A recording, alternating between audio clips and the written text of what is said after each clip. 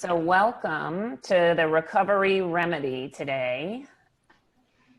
And I see, Hello. hello. Hi, Shannon, and Kathy's getting on, and Brett and Faustine is here. Fiona, welcome, welcome. So as we are starting to think about, the last time we did a free webinar for the Better Business Bureau, it was called the Remote Remedy, because we were thrown into a situation where we had to learn how to work remotely. If we had not done it before, it may have been new for many people. So we gave guidelines on that. And today we're doing the Recovery Remedy because we're all thinking about, okay, now as we return to work and we need to recover from this crisis, what can we do? What can we do as business owners to really recover successfully? So I would love to hear from you as you're getting on today. What are your main concerns as you begin to return to work and recover from this crisis? And you can go to chat at the bottom of your screen, and you should see a little chat button, and you push that and you can start. We'd love to see some of the concerns that you're feeling as you consider to think about returning to work and recovering from this crisis. I know states are at different places in the opening, but we are all at different places probably as well. So we're a virtual company always. So we actually already have been working, but many of you may be needing to return to physical office spaces where you were working remotely. So we'd love to hear from you in the chat of what are your main concerns as you begin to return to work and recover from this crisis?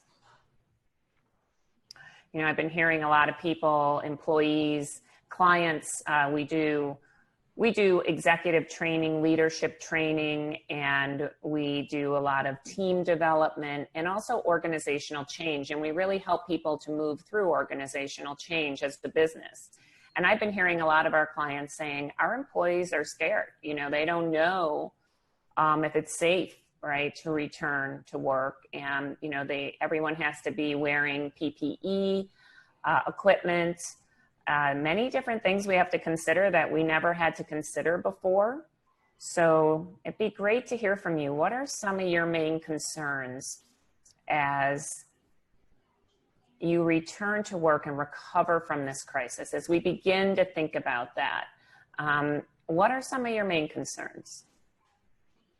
So I see Randy said office procedures to make it safe. Yes. So a lot of offices right now and businesses are publishing, here's what we're going to expect of our employees as we return. Here's what we want to expect from our customers and clients. How are we going to interact, right? I know in Arizona here, salons and beauty salons opened on Friday, nail salons. And then on Monday, today, bars and restaurants are starting to open. So they have to have various things in place as they open, such as paper menus I saw that would only be used once and 6 feet apart from each other. And then Shannon says, how do we stay connected with our customers, right? When are they returning? And are there new rules or ways to interact with them? Really good point there, Shannon. Absolutely. It's like, how do we stay connected with our customers during this time? Are they returning to physical office spaces, or are they choosing to work remotely? We know a lot of our clients, even though they're opening and they are going to, they're making a choice where the state might be opening, but business owners are making a choice to not open yet until they really feel it's safe for their employees. And that's what our decisions are as a business owner.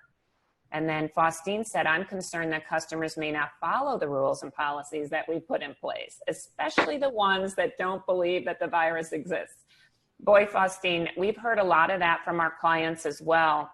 In fact, one of our CEO clients said that they got an email because they were requiring their customers and clients to wear a mask. and they got an email from one of their customers saying, I refuse to wear a mask, you know, and the person, the CEO, had to respond in a very respectful way, but to say that this is going to be a requirement. And we, you know, we understand you're being frustrated with that, but it is a requirement that we need to do this for safety reasons for our employees and for other clients who are going to be in the facility. So it's interesting time, right? We have never had to face anything quite like this. And it's something to actually be thinking about, you know, how are people going to be concerned? How are your customers going to be concerned? What are your concerns?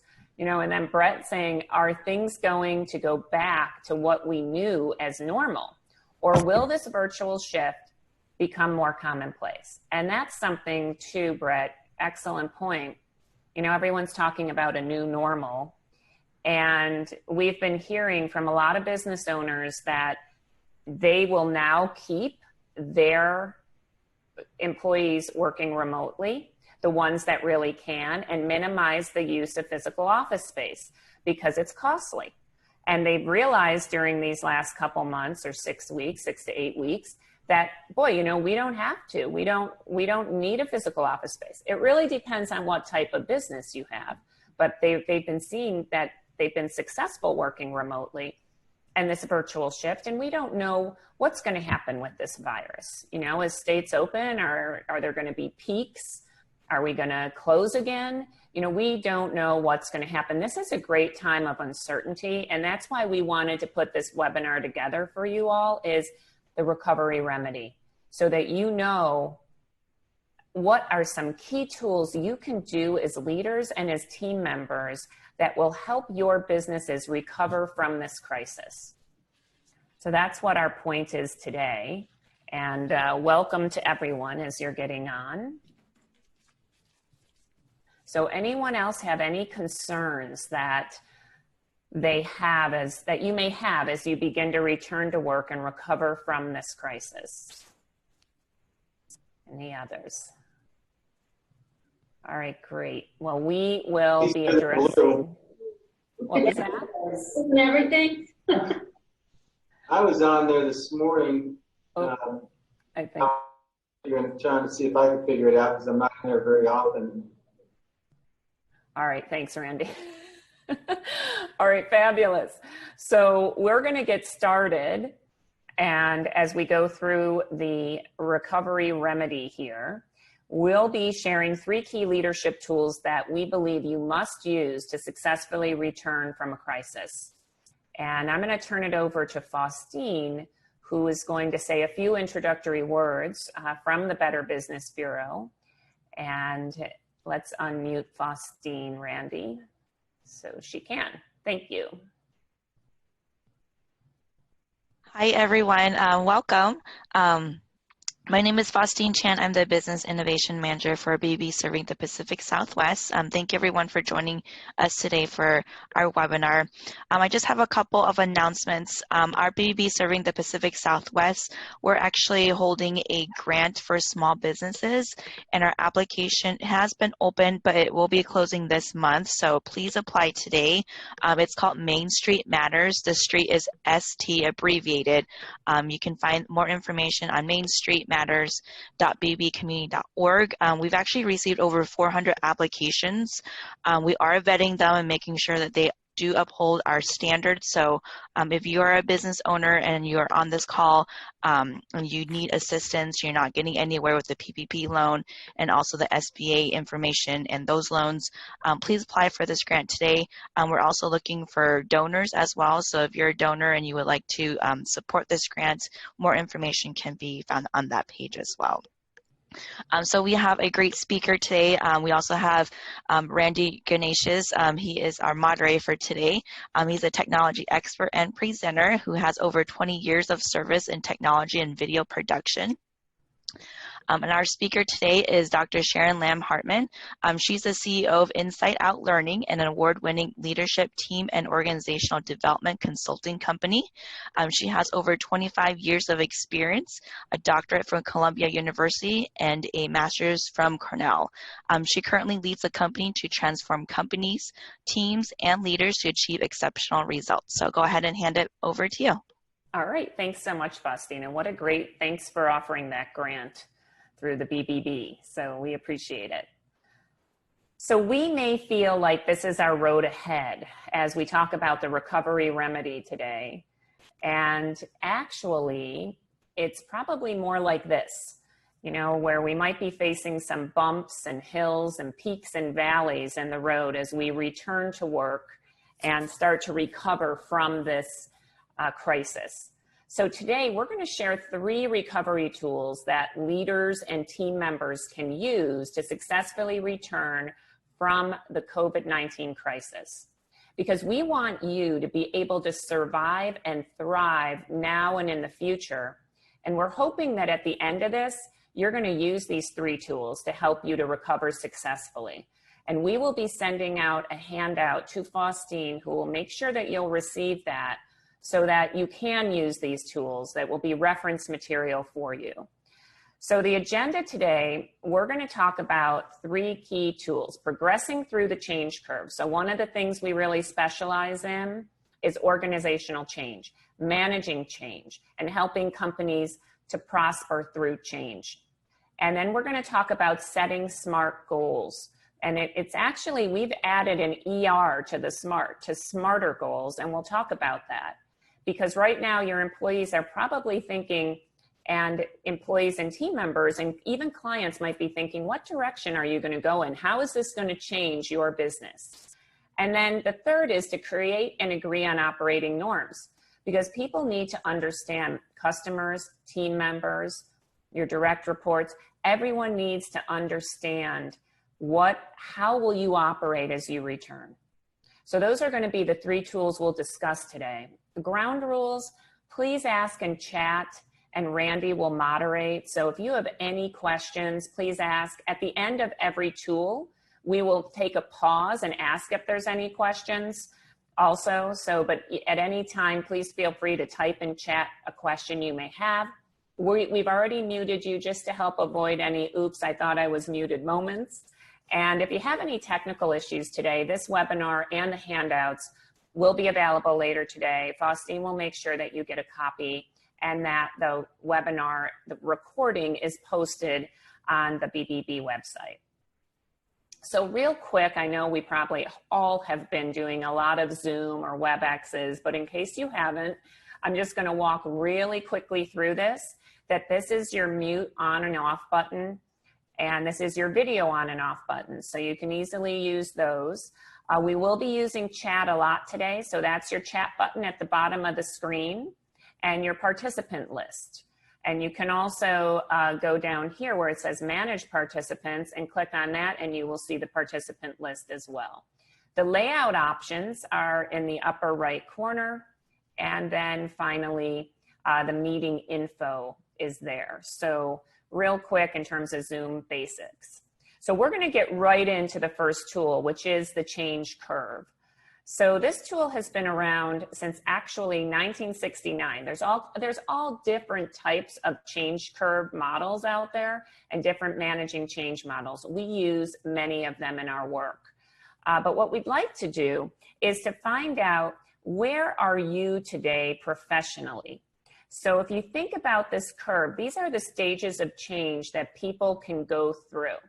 And it starts at shock, right? We were thrown into this 6 to 8 weeks ago, and we may have gone through this shock, through denial, right? Maybe it's not happening, maybe frustration and anger, and then depression. And then we start to come out of, maybe we need to experiment and engage with this new situation, make some decisions, and then even integration.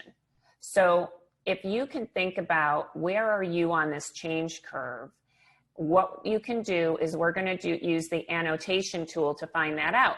So if you go to the upper, if you want to show that, if you go to the annotate button under view options, and you choose stamp, and you can choose the check mark. So under view options, annotate, choose the check mark, stamp, and then click on what stage are you in today professionally. We'd love to see some of those responses. So seeing some in the experiment phase, which is, initial engagement with the new situation. Yeah, and I would expect many to be there. A decision, experiment, depression, absolutely. We have been, one of the services we do is executive coaching, and many of our clients are feeling that and go in and out of it. And that's the other thing. You might feel one way today and another way tomorrow because something happens. So you can see here that people are anywhere from depression to decision, and that is, to be expected because we've been in this a little bit of time now. So you've probably moved through those first initial stages. So now let's take a look at where are your teams today? So the same change curve, but I'd like you to do the same thing, which would be to go up to the view options, click annotate, and then click stamp and choose check mark. And then click on the stage where you feel your teams are today. And I'd like to see the difference, between where you are and where your teams are. That's why we're asking this question. So seeing some frustration, right? Recognition that things are different, sometimes angry. Maybe on that line moving between frustration and depression. Some an experiment, right? Initial engagement with the new situation. So kind of seeing a little bit of difference between where you are and where your teams are. And if you're a team member, it's where you are, right? As a team member. So, and then some in decision, some in frustration. So let's take a look at and do a poll, because what I'd like to do is to compare where you are to where your teams are. So let's launch the poll, and I'd like you to choose on the poll that I am further along on the change curve than my team. My team is further along on the change curve than myself. My team and I are in the same place on the change curve, or I have no idea where my team is. So let's go ahead and see where you are. So take a poll and choose out of those 4 responses.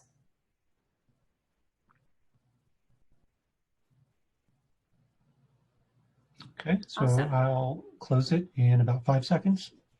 Fabulous. Thanks, Randy.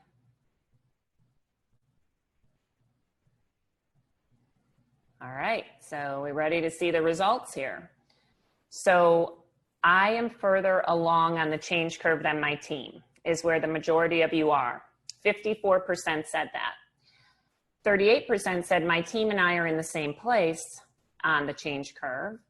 And 8% said I have no idea where my team is.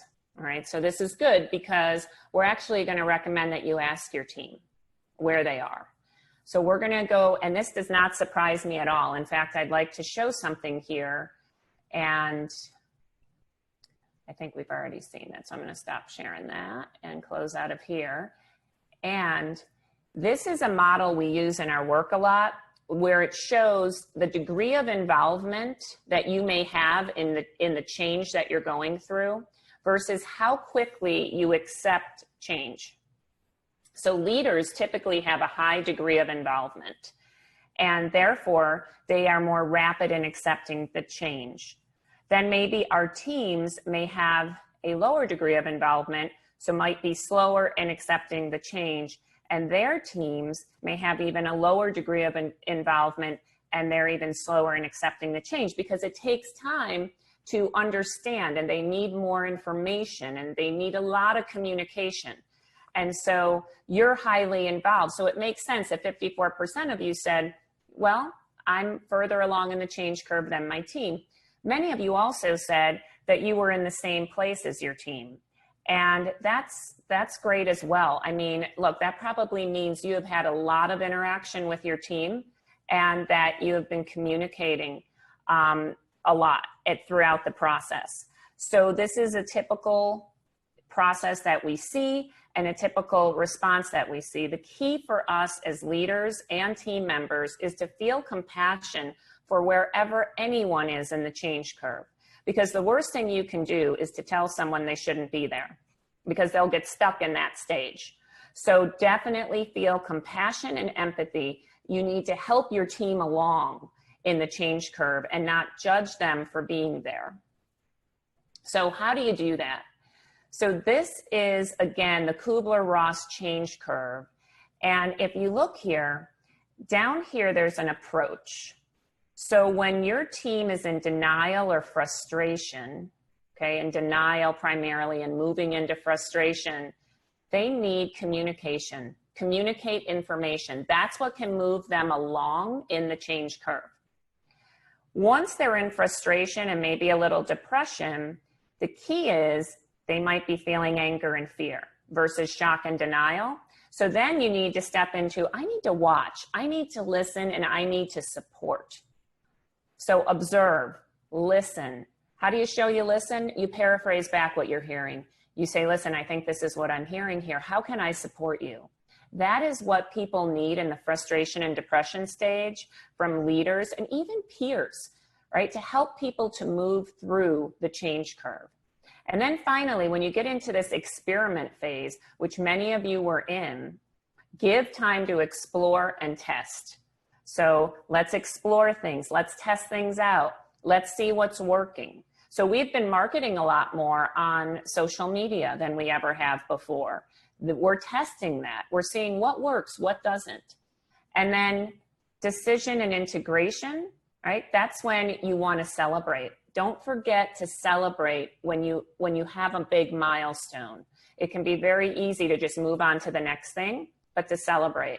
So these are things that really help people to move along the change curve to the acceptance of change. And this is what we wanted to share with you today. And when you communicate, which you will be doing as you go back in and return to work here, is you want to try the 4 Ps of change communication. And this comes from William Bridges. He's another excellent change model that's out there. Look, the purpose. You want to say, explain why we're doing what we're doing. So we've been transitioning a lot to virtual programs. I'm sharing this as an example. So to my team, I would say why we're doing this is because a lot of people are working virtually and they need help. And we have expertise on our team to be able to do this, right? Since we've been a virtual company for so long. The picture, you want to tell people what the change will look like and feel like when you reach the goal.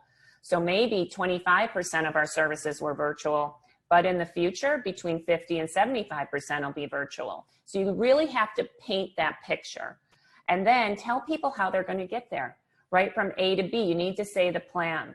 So here's what we're going to do. And we laid out the different virtual programs that we are going to do and have a project plan for each one. So everyone knows their roles and responsibilities.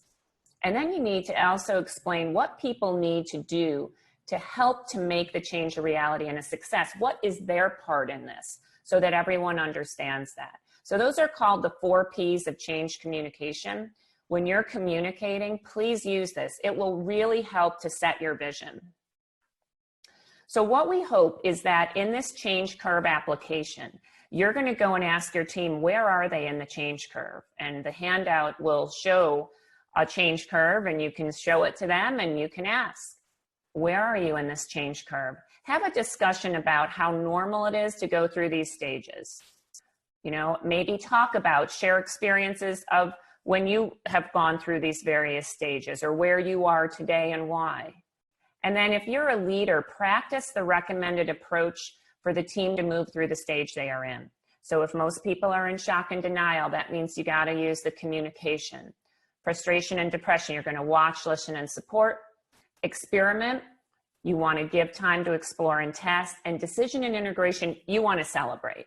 So that's one tool that you can use to really help your organization move through change. We are all in change, whether we like it or not.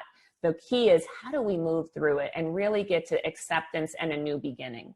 So are there any questions on the first tool, on this first tool of managing change, change curve, what we as leaders, what we as team members can do? Because we're happy to take any questions. And you can put those in the chat, and Randy can moderate if he sees any. So are you seeing any yet, Randy? Not yet. All right. Okay, so that means that you all feel good with this and you're going to practice it. That's the key, right? We're all about learning that lasts. So definitely practice this tool and how you move through the change. So we're going to move on to the second tool, which is smarter goals. And why do we really need to set clear goals at a time like this when you're returning? Researchers actually interviewed, this was a Harvard Business School research, interviewed the MBA students, and 13% of the class who had goals were earning on average twice as much as the 84% who had no goals at all. I don't know about you, but I would certainly like to earn twice as much if I could through setting a goal. And then also, right, they found that 3% of the MBA graduates who had clear written goals earned 10 times as much as the other 97% combined, just 10 years after graduation. So that is really, really critical research that says there's an advantage to setting clear written goals. So if we go back, how many of you set goals? I'd like to see a yes or no poll here. Randy's going to put it up. How many of you set goals? So please choose yes if you set goals, and then no if you currently don't. And no judgment here. It's okay either way. Some people really love goals and others are like, yeah, I could take them or leave them. So, but we're seeing that 82% of you, 83%. So let's take a look at the results, Randy. Great. So we see 83% of you currently set goals and 17% of you do not. So I appreciate the openness and the honesty, and we're going to walk you through a method for setting goals that can really, really help you to communicate what your vision is and what the goal is to your teams, and for team members to really understand what your goals are. So you may have heard about SMART goals. We have added an ER, smarter goals, because especially when returning from a crisis, you need to make sure that they're executable and rigorous. So the S in smarter goals is for specific, right? So we really want to make sure, does it specify what needs to be accomplished? So sometimes in our executive coaching, you know, someone says, I want to be a better listener. Well, guess what? Being a better listener is not specific enough, right? What does that mean? Well, maybe it means that I need to listen to someone else first before I offer my perspective, right? Seek first to understand before being understood. That's a way of getting it even more specific. Are they measurable, right? Are there clear criteria to measure that success?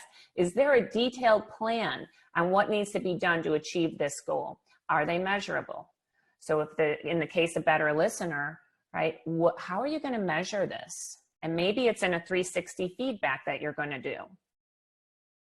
Actionable, right? Are the key steps identified that need to be accomplished? This is critical. If people don't understand the plan of what's going to happen to get to this goal, they're going to be less likely to buy in and accomplish the goal. So this is clear written goals, smarter goals. R is for realistic, right? Are they realistic? Are you saying, I want you to be a better listener by tomorrow? Because that is probably not as realistic as, you know, we're going to practice these techniques and next month you're going to be a better listener. And we're going to do a 360 to confirm that, or 6 months from now. Is it realistic? T, is there time bound, right? Is there a completion date? Because if there's no completion date, no one really feels a sense of urgency. and you need a sense of urgency to move forward, but a realistic one. So here's the E and the R that we have put on here. Executable. So has this been broken into key actions? And have the necessary supporting behaviors been identified? That is really, really key, right? That people see that it's broken into key actions and that people know what they need to do to achieve that goal and to execute on that goal. And finally, R is rigorous. How are you going to follow up on this and check in on this? Because when you're getting back from a crisis, people need to know that. Are we going to do huddle calls once a day in the morning at 8 a.m. or 9 a.m. for 15 minutes? Do we need just one meeting a week? How are you going to check in on that? And maybe if it's coaching, well, once a week in your coaching call or every other week in your coaching call, we're going to follow up on this. So people understand the rigor of the goal. So this is called smarter goals as you return from a crisis. So remember SMARTER, which we just went over, and I'm going to show you a goal statement. And then I'm going to ask you to use annotation to check which of these criteria this goal meets, okay? But let's just take a look at the goal first, which is, let's say that the business is a wholesale liquor distributor and that revenue is down by 80% due to COVID. So the goal is within 90 days, as communities are opening and relaxing the shelter at home requirements, we want to meet with and re-engage every small business owner that has stayed open or is reopening and understand their 30, 60, and 90-day beverage needs. We will establish weekly sales call objectives and plans for each salesperson who will submit a daily achievement report. And once a week, we're going to hold a 15-minute huddle on Monday mornings, sharing the objectives for the week. So when you think about that, now go up to your annotation, go to View Options, click Annotate, and click the stamp button. And then what I'd like you to do is to put the check mark where you think which of these criteria are met by this goal statement. So I'm seeing some people are saying specific. What other criteria are met by this goal statement? Measurable, actionable, realistic, time-bound, right? Because we're saying when. Yep. How about executable? Right, we're kind of breaking it down. And rigorous, because they even know that, I love that you're loving this check mark. So yes, so I think that you're right. I think all of these criteria are met. And this is an example of a really well-written goal that people will understand. It's specific, it's measurable, it's actionable, it's realistic, it's time-bound, it's executable, and it's rigorous. So it's a smarter goal. People really understand, what do I need to do now and how are we going to follow up? So now let's move on to the next example. So remember again, so let's just say this is a car rental goal, okay, car rental agency goal. And they want to become number 2 in market share. I'm sorry, they are number 2 in market share. And the goal is to become number 1 and bypass Hertz, okay, who's number 1. So now go up to that annotate again. And so View Options, Annotate, pick the stamp button, the check mark. Which of these criteria are met by this goal statement? So go ahead and see which of these criteria are met. Yeah, exactly. I'm seeing specific, right? Because you want to move from number 2 to number 1. Measurable, because it's market share. So you can measure market share. It could be even made more measurable, right? If you said the way you were going to do that. But yeah, it's measurable because people understand market share. But what about actionable, right? So let's see if you go to the chat, and in the chat, yeah, exactly. It's not actionable. It's not realistic. It's not time-bound or executable or rigorous. So thank you for those red X's because that's so true.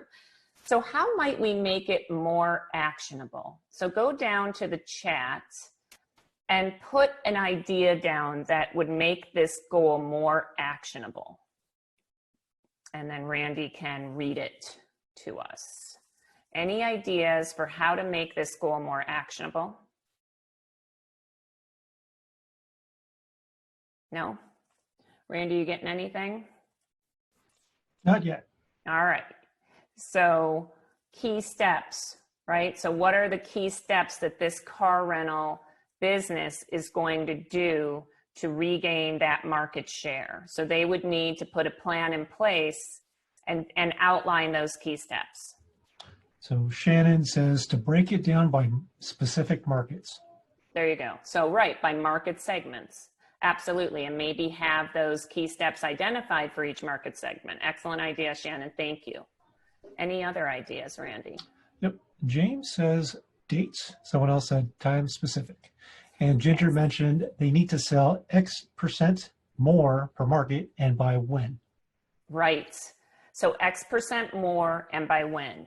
Exactly. So that will really help it be smarter. So all those ideas are going to help to be like a more smarter goal that can help your employees and your teams understand, and even your clients, right? They might want to know, what are you going to do now? Where are you going to be focused now? This is required information as we return from a crisis, especially. So any other ideas, Randy? Nope. Shannon mentioned create specific actions sales reps can take on a daily, weekly, etc., to help drive the change. Exactly. So those are all excellent ideas that can help make it more rigorous. So the reason we gave you kind of a great example and a not so great example is so that you can now go back and use this smarter goal technique. We actually have an interactive workbook, a page for you in the handout that Faustine will be sending to you. And you can make sure that your goals meet the SMARTER. Okay, so I really want you to take time. You'll go to page 7 of that handout and you'll use that worksheet and you can reuse it. You can push clear on the top and reuse it every time and make sure you communicate that to your team. Because if you're a leader of a team, you want to share those goals with your team and have them do the same exercise. Ask them to come up with smarter goals then and how their goals are going to align with yours. So this will help to set a forming stage to re-entry as you re-enter from this crisis. So we highly recommend doing this smarter goal application. Any questions on the smarter methodology before we move on to the final goal, the final tool? Okay, awesome. So again, if there's any questions, please let us know as we go. And now the third tool is operating norms. So one of the things we really specialize in is we help teams to define their goals, define their strategies, and define their ways that they want to operate. And so here is what an operating norm is. So operating norms are a set of agreements about how team members will work with each other and how the group's going to work overall. And these agreed upon behaviors allow the team to increase its collective team performance, right, through healthy debate and clarity of purpose and roles. So people are going to be wondering, how are we going to operate now? And how is it going to be different than the way we did before? That's really, we even saw some of those written in your concerns when we started this webinar. What operating norms help with is empowerment. Your team will feel empowered. They're going to know the rules. They're going to know the norms. And then you want excellence. You want team excellence. You want excellent performance and integrity. You want people to be integrity with your operating norms. So we're going to actually create a set of operating norms now. And you may choose to use some of these. You may not.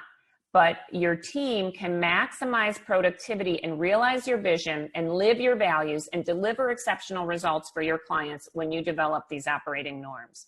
And then what you want is to get alignment and agreement on operating norms, and it helps you to continue to grow and bond as a team.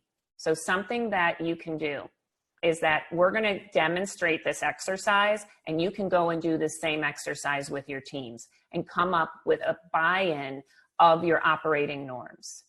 So we have set 4 different categories: meeting effectiveness, communication, teamwork and accountability, and safety. We added safety to this list because right now people are really concerned with safety. Many of the concerns that we saw in the beginning of this webinar was around safety.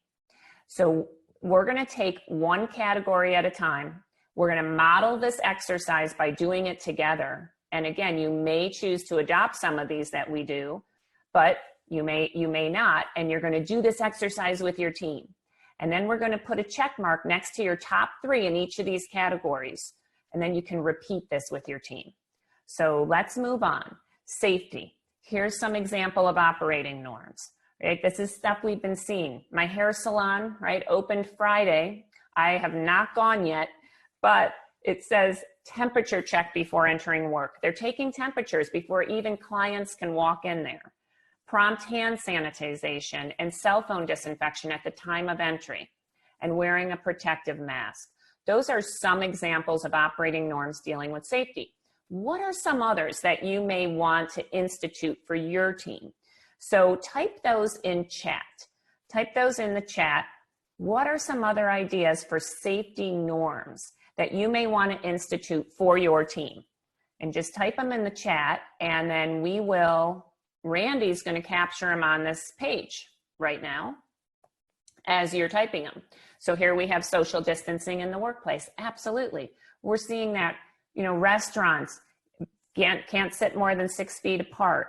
I have one client that's a government agency. They are saying that there can't be more than 10 people in a room 10 feet apart. Okay, wear gloves when using fitness machines. Yes, please, right? Continue no handshaking. Yeah, it's not rude. We're just not going to shake hands right now. Maybe wave 6 to 10 feet away, please. Right? You're going to have to. So many businesses have to recreate workplaces that allows for the social distancing, because the little open workplaces where our seats are right next to each other, that's not going to work. Daily wipe downs, absolutely, right? With Clorox or Lysol, with cleaning supplies that really are going to kill the virus. So these are all excellent ideas. Even providing signage with new operating procedures, great ideas. And then everyone understands this is an operating norm as it comes to safety. So now what I'd like you to do is to go up to annotate. So you're going to go up to view options, and you're going to choose annotate, and you're going to choose that check mark stamp. And I'd like you to pick 3 of these that you think you will most likely would want to adopt for your team. So choose 3, just check mark 3 that you think you would want to adopt for your team. Great. So see, everyone's different, and there's a lot of great ones on here, but this is what you can do with your team. So you can now say, all right, let's sit down. Let's talk about safety. Here's my ideas on safety. Do you have any to add? Get the buy-in, because yes, you may need to dictate some, like let's say an employee says, I'm not wearing a mask. Well, guess what? You need to wear a mask right now, okay? Because we need to be protective of other employees and our clients, right? That might be what you choose for your business.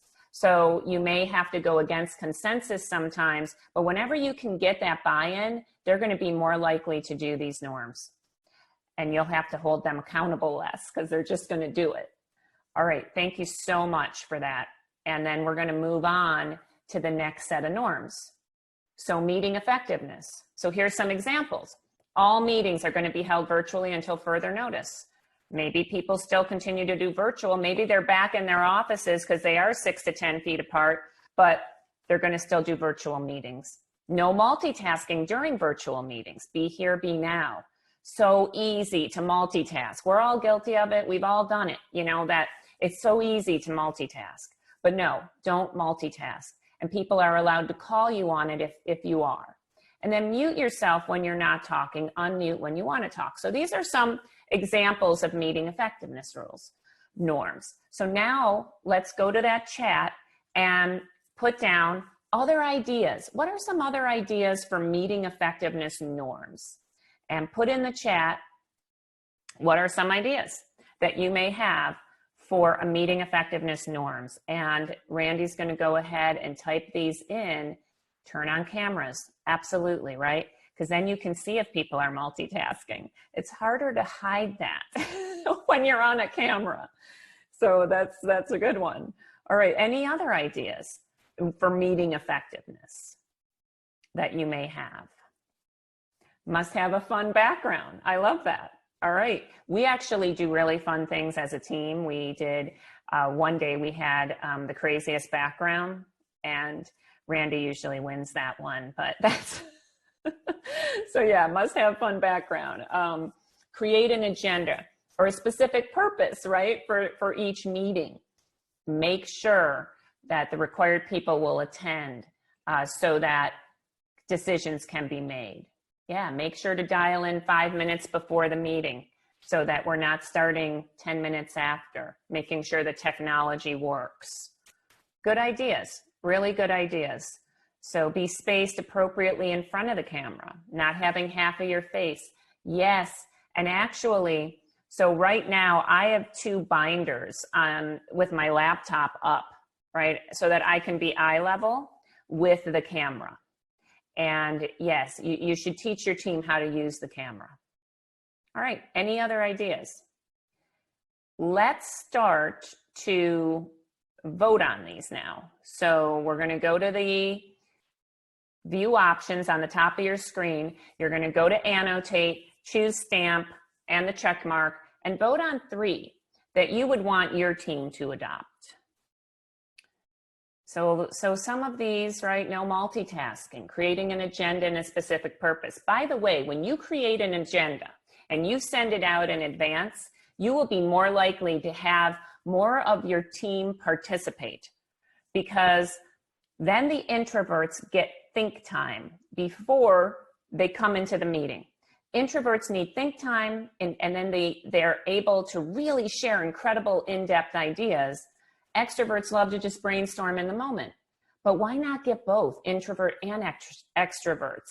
So that's a really good one, to have an agenda and a specific purpose of the meeting sent out in advance, right? So you can see, keep a good log of actions. Yes, please, right? We always have one of our team members keep a good log of actions, and they send it out to everyone, so everyone knows what was committed to and who's going to do what. So thank you for that participation. I appreciate it. And now we're going to go to the next, and that is communication norms. So delivering bad news in a private setting with appropriate executive leadership versus airing it in a public setting. That might be a communication norm. Or we allow everyone the opportunity to complete their own thoughts, right, before sharing their own perspective. So that's really around listening. So what might be some other norms that you would want your team to adopt? Whether you're a leader or a team member, you would want your team to adopt around communication. As you're returning from this crisis, as you're recovering from this crisis, what are some that you may want your team to adopt around communication? And Randy's going to capture those. Put those in the chat. Randy will capture a few of those, and we can see what other ideas you may have.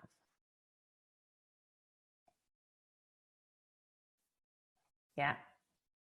Right, a fun background can be distracting. Nora said that, and you know, Nora, you are so right. Like, if you want to have fun with your team, it can be a great, like, fun Friday thing, or even wearing a crazy shirt or a crazy hat. But if you're in a serious meeting, you might not want to do that. And then being inclusive, absolutely. So don't leave out someone that you may like less, right?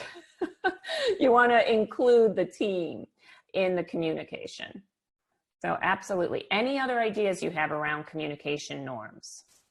Okay, well, I think you're getting the hang of this. Even if you don't complete them, you can see these are types of norms that you can do, and then you can have your team vote on them. I usually say around 3 norms per category, so people really remember them. And then you can write them all down on one PowerPoint chart and really make sure that gets sent out to everyone. So I just saw Laura say, make sure that the same message is being shared by all levels of management. Absolutely. So maybe there's a flow down norm that someone sends out the communication that's to be shared and you don't deviate from that. So that could be a great communication norm. Absolutely.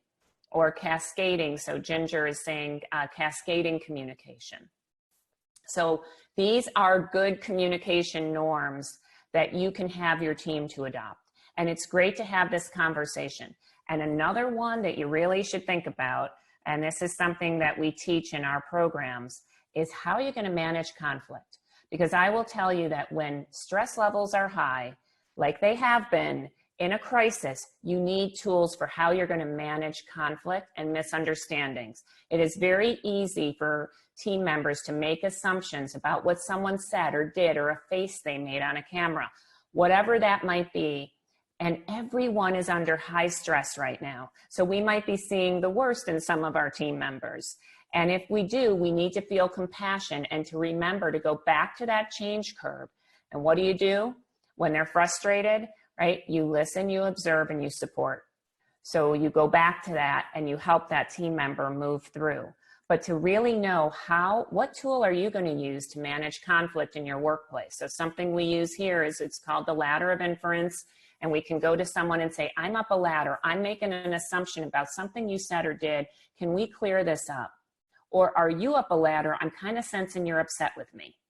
So whatever it is you might do, but definitely think about that one for communication. So now let's move on to the final one, which is teamwork and accountability. And you may come up with other categories. These are just 4 that you might want to consider. But I love this second one, right? Assume positive intent and pick up the phone to clear up any misunderstandings. Or always do your best to follow through on your commitments. If you can't deliver on a commitment, please let your leader know within 48 hours of the completion date so that you can reprioritize or renegotiate. I think all of us appreciate that. Any other ideas you have for teamwork and accountability, put that in the chat. What might be another norm that you want your team to adopt around teamwork and accountability? What might be another norm? And write it in the chat and Randy will capture it on the chart here. And you really need to think about accountability. Like a lot of times I'll hear teams say, well, I can't hold my team member accountable. I don't have the authority. Well, guess what? You can actually have a norm that says that everyone can hold each other accountable. It's okay to say, hey, you told me this last week and it didn't happen and I feel a little let down right now. It's okay to do that even as a team member if you have that kind of a norm in place. Being open and honest, absolutely. Keeping a log of actions with due dates, that helps with teamwork, right? Because then you can follow up. Create an understanding of how and when to follow up. Give permission to others to check in and see where you're at. Love some of these.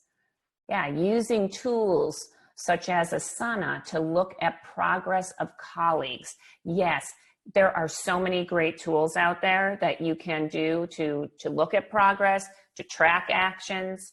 So choose which one that would really work in your workplace. So now let's go ahead and go up to the view options. Choose annotate, choose the stamp, the check mark, and check what are 3 that you would want your team to adopt. And if there's not 3, maybe there's 1 you really like here. But you can do the same exercise with your team so that they can really understand what are the expected norms. See, in all of these tools, what you are doing is setting the foundation. Because your foundation as a business, most of ours have been rocked, right? There is a huge change going on, and that's what happens in change. Our foundation gets rocked. We have to rebuild the foundation, right? Think of it as you just had a remodel done in your house or your office, and your floor got ripped up.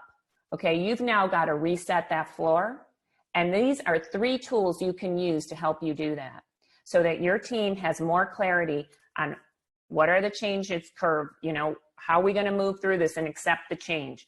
What are the goals? What's your vision? And what are the norms, how we're going to operate? So these are 3 tools that you can use that can really, really help. So thank you, Randy, for that. And operating norm application, we would really like you to do this exercise that we just did with your team. Again, in the handout that Faustine will be sending out, you're going to see all of these things, including this application of each tool. Come to consensus on the operating norms that your team will use.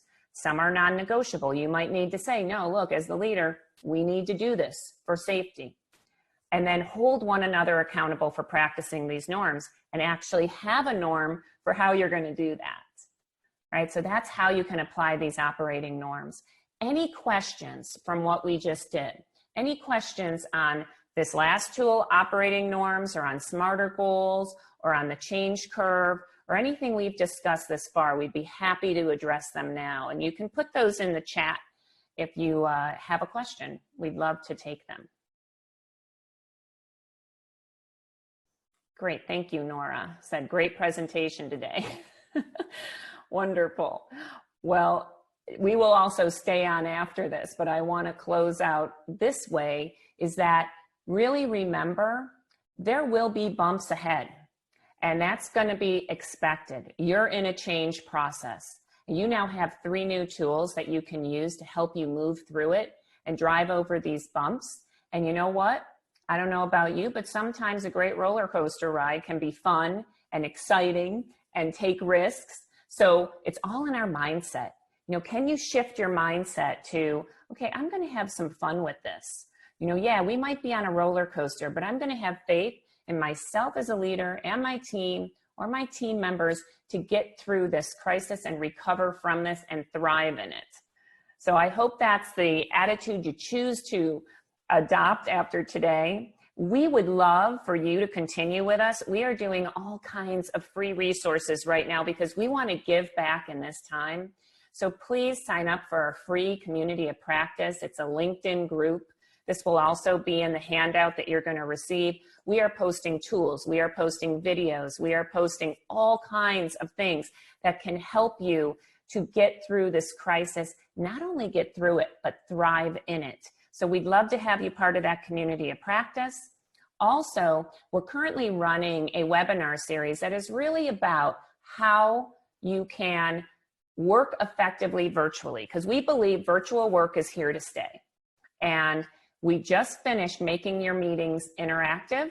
So if you choose to sign up for this, you will get a recording of that and the handouts. It was fabulous. Randy facilitated that one. Also, how to stay engaged and collaborative as a virtual team. What are some more tools? You only learned one today, the operating norms, and there are 6 others that we teach in that virtual team module. That's up this Thursday at 11 o'clock. It's recorded if you can't make it in person. And then building relationships virtually during times of challenge. How do we continue to build relationships with our stakeholders, our suppliers, our customers, our peers during these times? There are some great ways that you can continue to do that. And how do we stay centered during these times of transition? So often we can be tossed off of our center, right? We can be upset or frustrated. How do we keep centered? How do we return to center during that time? And we give you some tools for how to do that as a leader, and that you can also do with your teams. So all these webinars will be recorded so you can watch later if you're unable to attend. If you have any questions, you can email Samantha, and it's incredibly at a big value right now, and a 20% off if you sign up because you attended this webinar. So you just use BBB as the code. So please connect with us, join our community of practice on LinkedIn, and also your handout's going to be sent out today with all this information in it so you can use it as a reference. And then I will take any questions that you may have and stay on for that. But so I see one from Laura saying, what are some good ideas as to how we can network for opportunities in this new virtual only environment? All right, that's a really good question, Laura, in terms of, you know, how do we network for opportunities in this virtual only environment? So something that we've been doing a lot more of, Laura, is social media, where you know, primarily in the past, we've worked with a lot of Fortune 500 companies, and also we've had mid and small size businesses, and we weren't as active on social media. So we have been becoming much more active on social media in the virtual environment. I've also joined a number of networking groups and offer these free webinars. You know, this is the Better Business Bureau has, you know, accepted, sorry about that, has accepted our free webinars. WeBank has accepted those, WPO. These are all networking organizations. LaTip is an excellent one also. And we offer these things and say, look, can we help in this way? Here is a way that we can help. And it's going to be complimentary. Also starting a LinkedIn group, right? Like we have here, a free community of practice is another good way. Joining, I'm part of the No Bookin' Tribe, right? So you really need to find these organizations that you want to be part of and be networking with them on their Facebook groups so that you can start to become known there. I offered a master class there. So those are the types of things that we are doing. Also, we've joined LinkedIn Sales Navigator, which is a very affordable, I didn't even know it existed. And it kind of tells you, here are things going on in your industry that you may not be aware of. So we just signed up for that a couple weeks ago, and it's like $84. And it is a great way to continue to network. And we saw like a bunch of our clients had moved on to other organizations and we didn't even know it. And that was in the Sales Navigator, just that it's a LinkedIn service that they offer. So that's one idea. I just gave you a ton, but those are some ideas, right, that you can do to continue to network for opportunities during these times. And we, you know, I'm in a couple of mastermind groups that I've joined. And I'll tell you what, you get in one of those mastermind groups, you know, where there might be 6 or 10 people and we all have each other's backs. And it's like, what can I do to help you and your business? So that's what you want to be surrounding yourself by during this time. So What Sharon, else? I have a similar best practice. So Great. I'm part of a cybersecurity group, and what we did was we held a best practice Zoom webinar. So we all joined and we all shared a best practice that we've been using lately. So it was a networking opportunity of like-minded people and in the same profession. Yeah. And if anyone else, thank you, Randy, if anyone else has ideas, please share them in the chat as well, because what I just said is not an exhaustive list, but those are some of the things that we've been doing to really help with the times, right? So we can continue to build relationships during these times. So what else? Any other questions that you may have today? All right. Well, fabulous. I hope you found this valuable. And yes, virtual happy hour, Nora says. Absolutely. There's been a lot of those. A lot of times we'll do a virtual happy hour and say, hey, wear a crazy hat or bring a prop, you know, from your desk, or wear a crazy shirt or do a crazy background. So you can have some fun with each other as you are going through these times. We need to keep each other laughing. So very good. All right. Well, we have Fancy Friday. I love that. That sounds fun, Faustine. A Fancy Friday where we dress up. I love it. Fabulous. Good. All right. Bow tie and everything. Wow. I love that. So that's good because, you know, I saw some social media thing yesterday, a video, and where it was like, where, you know, where the woman was saying, you're going to have to wear pants again, pants with a zipper and button. And the other woman said, pants that doesn't have elastic on it, right? So yeah, so people are saying, right, are you dressed up from the waist up? Yeah. And it's good. It's good to get in our real clothes throughout this process so that we don't forget how to do that when we re-enter. So wonderful. Well, please keep in touch with us. We love hearing from you. We appreciate the Better Business Bureau, Faustine, for for allowing us to do these webinars and get this information out there.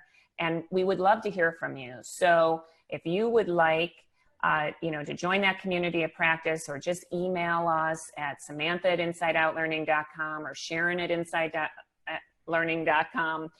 We'd love to hear how these tools worked for you with your teams, and how they've helped. And if you have any questions afterwards as you look through the information, just let us know, and we'll make sure to answer those questions as well. So I hope you enjoyed today, and I hope you have a wonderful day, and let's all thrive together and enjoy the ride as we re-enter. All right, thank you so much, and we will see you next time.